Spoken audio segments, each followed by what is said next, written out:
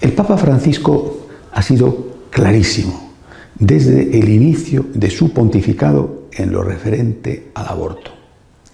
Otra cosa distinta es que esos supuestos amigos suyos, que creo yo que tanto daño le hacen y que se presentan como sus grandes defensores, ocultando todo aquello que el Papa dice en perfecta sintonía con la tradición y con la enseñanza de sus predecesores, y destacando y muchas veces distorsionando algunas de las palabras del pontífice. Otra cosa distinta, repito, es que cuando el Papa defiende la vida, defiende al no nacido y rechaza el aborto, eso lo silencian.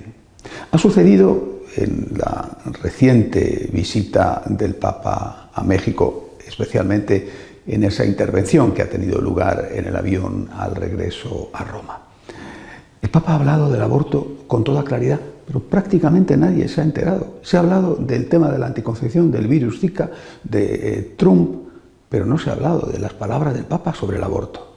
Ha dicho, repito, con toda claridad, que no es un mal menor, que es un crimen, y lo ha comparado con lo que hace la mafia. Si Benedicto XVI hubiera dicho que el aborto era un crimen con esa rotundidad, seguramente le habrían declarado persona non grata en muchos países supuestamente civilizados. Afortunadamente el Papa Francisco lo dice y no le pasa nada, y afortunadamente lo dice. Al hilo de esto, inmediatamente ha salido a la palestra un obispo español, Monseñor Reich, obispo de la histórica sede de Alcalá de Henares. Ha escrito una carta pastoral diciendo que, haciéndose eco de estas palabras del Papa y yendo hasta el origen, diciendo que si el aborto es un crimen también tienen que quedar defendidos no solamente los bebés cuando están a punto de nacer, sino los embriones.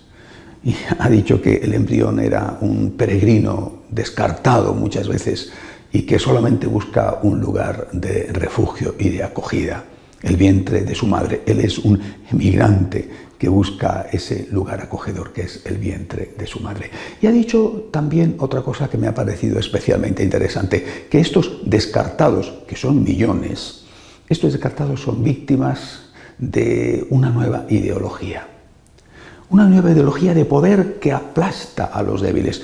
Una nueva ideología, dice Monseñor Reich, que es la suma de lo peor del capitalismo, del liberalismo y del marxismo, del comunismo.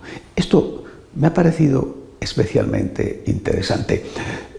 Jesucristo no fue el primer comunista, como algunos pretenden decir. Y no fue el primer comunista, entre otras cosas, porque evidentemente era Dios y creía en Dios, es decir, sabía que Dios existía. No fue el primer comunista porque rechazó absolutamente, radicalmente toda violencia. Basta con recordar, por ejemplo, lo que le dice a San Pedro en el Huerto de los Olivos cuando a él mismo, a Jesús, le van a coger preso. Pero tampoco fue un liberal capitalista al estilo de Adam Smith del dejad hacer. Y por eso, aunque acepta sin problemas la existencia legítima de la propiedad privada, dice que el juicio final se va a hacer sobre tu capacidad de ser solidario, de ser caritativo con los que están pasando necesidad, de ser caritativo con aquello que es legítimamente tuyo, no con aquello que procede del robo, que eso tendrá que ajustarse a su vez sus propias cuentas. Y por eso precisamente le mataron, porque era demasiado exigente para unos y muy poco violento, radical, revolucionario para otros. Y esa es la suerte que inevitablemente nosotros, seguidores de Jesús, tenemos que estar dispuestos a correr. Nosotros tenemos efectivamente una doctrina social que nos dice que la propiedad privada es legítima, pero que nos dice también que sobre esa propiedad privada legítima pesa una hipoteca social, que es obligación dar limosna. Obligación defender los derechos de los pobres. Esto es la esencia del cristianismo. Estar al lado del que sufre es esencial en la fe católica. No es una cuestión secundaria, es una cuestión central. Así lo hizo Jesucristo, lo defendió y en parte murió por ello. Pero también nosotros tenemos esa misma doctrina social basada en el ejemplo de Cristo que rechaza radicalmente el uso de la violencia. Sin violencia, defendiendo los derechos de los pobres incluidos los derechos de los no nacidos hasta el embrión, desde la concepción a la muerte natural. Defender la vida, defender a los pobres. Este es el camino cristiano. Esto es mero cristianismo. Hasta la semana que viene, si Dios quiere.